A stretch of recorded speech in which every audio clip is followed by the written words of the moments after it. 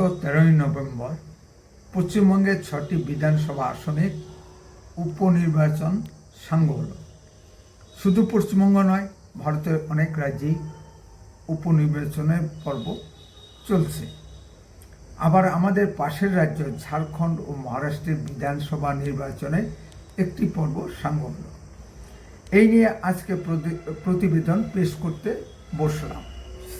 নমস্কার, আপনারা শুনছেন উত্তরের কণ্ঠ থেকে আমি প্রভাত বসাক, তুফানগঞ্জ, কোচবিহার। আচ্ছা সম্মানিত দর্শক, বলুন তো এই নির্বাচনে পশ্চিমবঙ্গ বাদে ভারতবর্ষের কোথাও কি কোনো গন্ডগোলের খবর আছে? পশ্চিমবঙ্গ বাদে সব জায়গাতেই শান্তিপূর্ণভাবে ভোট হয়েছে। পশ্চিমবঙ্গ ভোট হবে, সে পঞ্চায়েত নির্বাচনই হোক বা লোকসভা বিধানসভার ভোটই হোক, বোমাগুলি চলবে না, লাশ পড়বে না, তা কি কখনো হয়? তাহলে তো পশ্চিমবঙ্গের ঐতিহ্যকে অপমান করা হয়। আমরা সিপিএম আমলে দেখেছি বুথজাম, সাইন্টিফিক রিগিং। তৃণমূল আমলে দেখছি বুথের দরজা জানালা বন্ধ করে পুলিশের সামনে দেদার ছাপ্পা ভোট। এই ধরনের কোনো ঘটনা যদি সংবাদ মাধ্যমের নজরে আসে, তবে হয়তো পুলিশ একটু দৌড়াদৌড়ি করে, তারপরে যেমনকে তেমনই।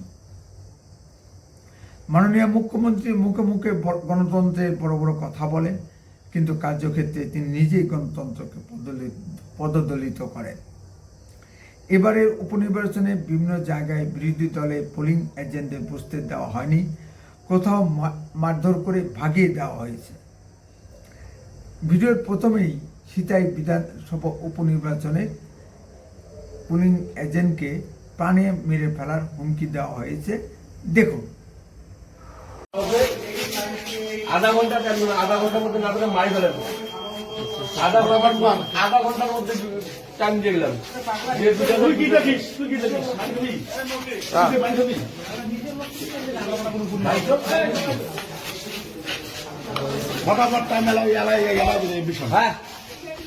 জনগণকে ভোট দিতে বাধা দেওয়া হয়েছে। রাতে বিরোধী ভোটারদের বাড়ি বাড়ি গিয়ে শাসানি ও বাইক মিছিল বের করে বুথে বুথে ত্রাস সৃষ্টি করা হয়েছে। বর্তমানে পশ্চিমবঙ্গের এগুলি সাধারণ ভোট চিত্র। উপনির্বাচনে শান্ত শাসক দলের পরিবর্তন ঘটে না।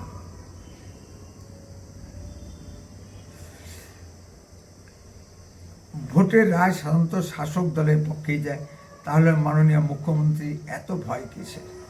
প্রকাশিত সংবাদে দেখা যাচ্ছে যে বিজেপির একমাত্র জেতা আসন মাদারিহাটের শিশুবাড়ি অঞ্চলে একটি বুথে পুলিশের উপস্থিতিতে দরজার জানলা বন্ধ করে দেদার ছাপ্পা চলছিল। মেদিনীপুর টাউন বিজেপি মণ্ডল সভাপতিকে মেরে হাত পা ভেঙে দেওয়া হয়েছে এবং মাদারিহাটের বিজেপি প্রার্থীর গাড়ি ভেঙে দেওয়া হয়েছে, যাতে তারা আর কোথাও যেতে না পারে। আপনি দেখুন গাড়ি, এখানে দেখুন, দেখুন আমি তো ওই সিটে বসেছিলাম। গাড়ি কিন্তু ভাঙচুর করা হয়েছে। কন্টিনিউ আমার উপর তখন থেকে অ্যাটাক হয়ে যাচ্ছে, কতক্ষণ থেকে কন্টিনিউ অ্যাটাক হয়ে যাচ্ছে। प्रत्याशी राहुल लोहार जी का आरोप है कि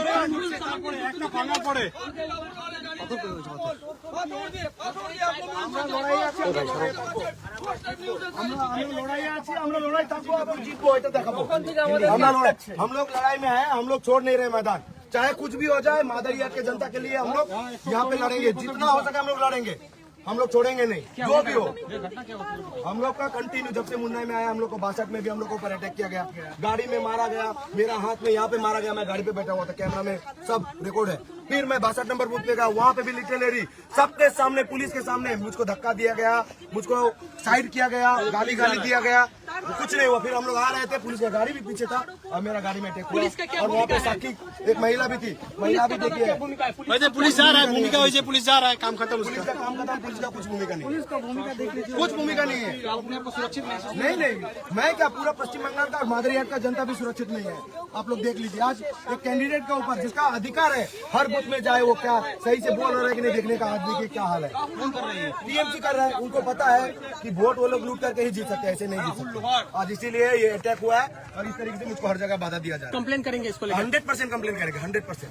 जैसे कि मादारीहाट विधानसभा केंद्र में मुस्लिम भाजपा उम्मीदवार क्षेत्र में आए हुए थे, उनके ऊपर প্রথমে সাইড নম্বর কাটে মোবাইল চালানো হচ্ছিল, সেখানে আমার গাড়িতে মারা হয়েছে, আমার এখানে মারা হয়েছিল, আমি বসছিলাম, আমার এখানে মারা হয়েছে, সেটা ক্যামেরা বন্ধ হয়েছিল।